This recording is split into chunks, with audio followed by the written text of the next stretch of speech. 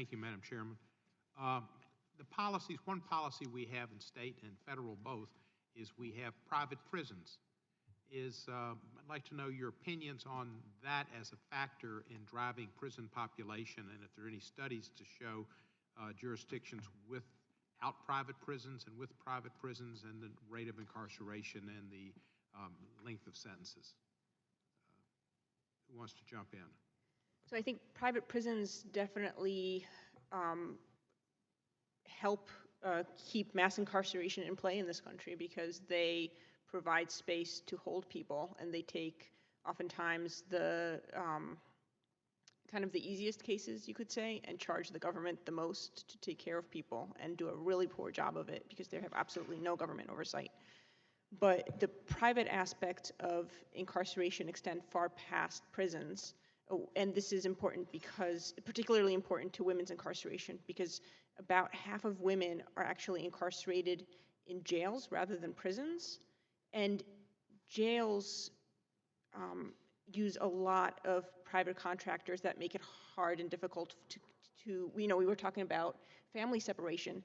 In jails, even though you're ostensibly closer to home, oftentimes it's harder to keep in touch because the phone call rates are much higher. There's some counties, jails in Michigan, where it's $1.50 a minute to talk on the phone.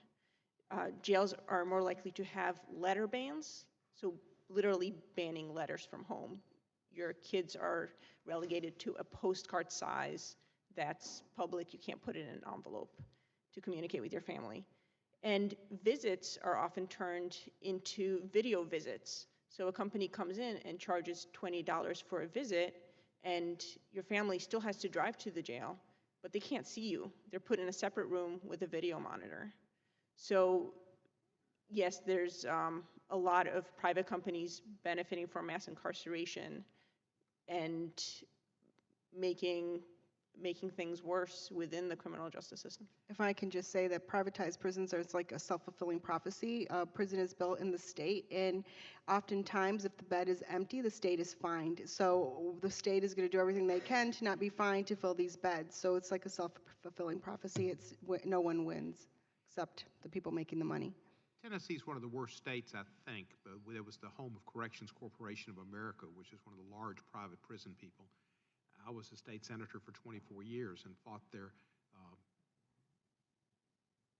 being in the Tennessee system because they felt lobby for longer sentences and lobby against different ways of release, and that they've made a lot of money and done really well. It's unfortunate, and that shouldn't happen. Has anybody done any studies on the cost to society of having a mother, particularly maybe as distinguished from a father, who is removed from a family, and what cost that has to society at large? Ms. McCurdy? Yeah, I don't know about financial. I haven't seen any studies on the financial cost, but I know the cost to children is that they often develop depression, anxiety, and in the end, they end up in the criminal and juvenile justice system. And so that's the human cost of being separated from their mothers, because they don't have the guidance that they need in the early stages, and are again traumatized by the separation from their mother.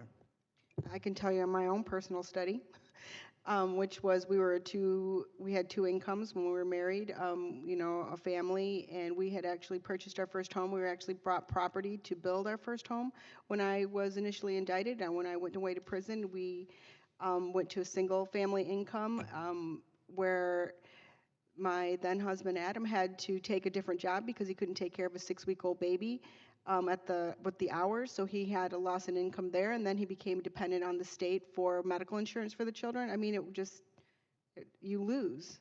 Right. I have a bill called the Fresh Start Act, which I've had for some time, and with the Democratic leadership here, we might have a chance to move it.